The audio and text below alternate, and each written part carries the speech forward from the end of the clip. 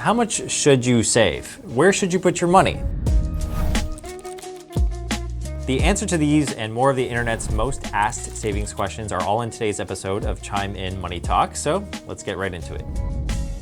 Starting with the first question, how do I save money? So I think there is a few steps that you can take. The first is to start a budget. You want to track what comes in and where it goes, and then you want to set some spending limits. You also want to pay yourself first by setting up automatic transfers to your savings. So every time you get paid, maybe you have an automatic transfer set up so that just a small portion goes to your savings account so that you're saving for your future self. The last thing I would do is to cut any unnecessary costs. So after you do an expense audit, for example, maybe you're spending too much money on subscriptions, maybe you're eating out too much, or perhaps those impulse buys are eating into your budget. You want to cut those and perhaps look for higher yield accounts so that your savings grow faster. We'll talk more about higher APY savings accounts later on in this episode, so stick around for that. But first, let's answer the next question.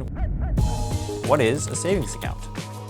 A savings account is a safe place at a bank or credit union to store money that you don't plan to spend right away, and it usually pays a little bit of interest so that your balance will grow over time. Savings are great for emergencies, short-term goals, or building financial security while keeping your funds accessible and liquid. How is savings interest calculated? Banks actually calculate your savings interest using your account balance times the interest rate divided by the time period. So for example, if you had a $10,000 balance in your savings account getting a 3.5% interest rate over the course of a year, that's $350 in extra interest that you would receive for having your money in that account. Over time, per month, that comes out to around $29 a month. APY just stands for annual percentage yield. So if you ever see a bank advertise, let's say 3.5% APY, it means you're getting 3.5% of an interest rate on your balance over the course of a year. Most banks will use compound interest, meaning that you earn interest on both of your deposits and the interest that you've already received. Interest is usually calculated daily and then paid monthly so that the more that you keep in your savings account, the more that it grows. All right, so how much of a savings should you have? This is a juicy question. A common rule of thumb is to have 3 to 6 months of living expenses set aside in an emergency fund. Any extra savings can go towards your short-term goals, such as perhaps a vacation or big purchases, or your long-term goals like home buying or retirement. The right amount depends on your lifestyle, income, stability, and financial goals. And what I would say is just start small and save consistently, and over time, that's going to grow to a lot more. So how much should you be saving per month? The gross personal household savings rate in America historically is 5%, and I think that we can do a lot better. A popular guideline out there is the 50-30-20 rule, which means that you should save at least 20% of your income each month if you can. If 20% does feel a little bit on the high side, you want to start on the smaller side, so maybe 5% or 10% this month. But the key is to save consistently and try to grow that savings rate over time. Now, if you're wondering where the 50 and the 30 came from, the 50% is for how much you should be allocating towards your needs. These are things like your rent or your car payment or your utilities. And the 30% is for your discretionary expenses. So these are things that you spend on for fun. How much does the average American have in their savings account? Well, the median balance in US checking plus savings accounts is about $8,000 according to Bankrate. The average or the mean balance is much higher, around $62,000. However, you have to understand that averages in the financial world are usually dragged upwards by those outlier accounts that have just a ton of money sitting around. The median is a much better representation of what Americans actually have. And so if you have around $8,000 in your bank account or more, you are doing better than the median. Why is saving money important? Well, a lot of Americans right now, they live paycheck to paycheck, which is not the greatest place to be because having some sort of savings will give you a safety net for emergencies. So unexpected bills, for example, don't become debt. Savings will help you reach your goals like buying a home, taking a trip, or even starting a business. And I believe that saving builds financial freedom, basically reducing the amount of stress you have in your life, increasing your peace of mind, and giving you more choices. Do savings accounts earn interest?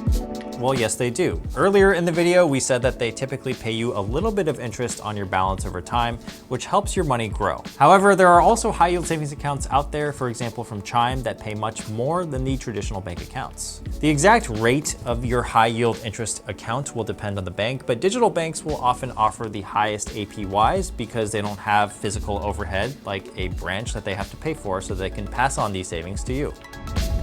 What's the best savings account?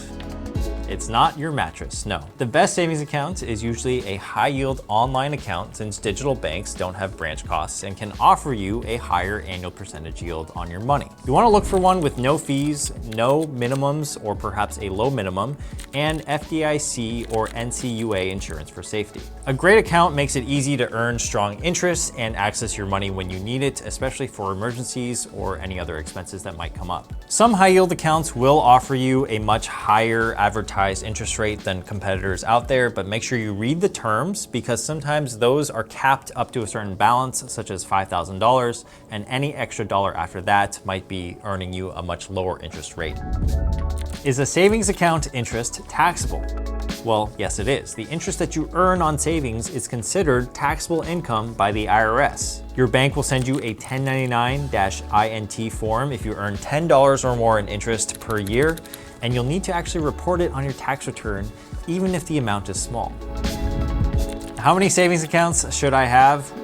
Well, this is a great question. Many people start with one main savings account, usually for their emergency fund, but then you can add separate savings accounts for different types of goals you might have. You might want one for a vacation fund, one for your home fund, one for your car. This can just make saving easier to track. The right number is however many that you need to help you stay organized and motivated without overcomplicating things.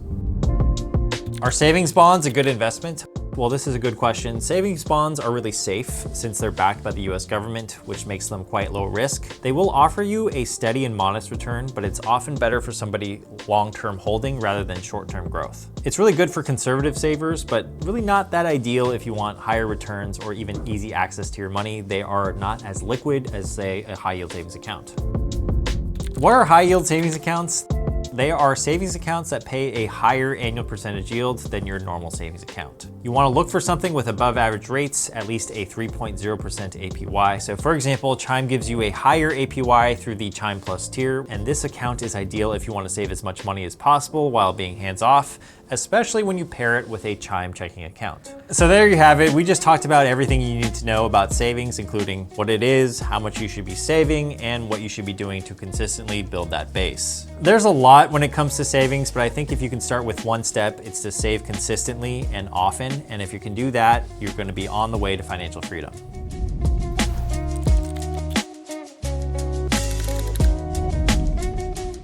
Thanks for watching Chime In Money Talk. Don't forget to check out the other videos on the Chime channel. If you got any value out of these videos, I would encourage you to hit the subscribe button. I know it only takes one click and many people don't want to do it, but it really means a lot to the Chime team as well as me. So make sure to hit it.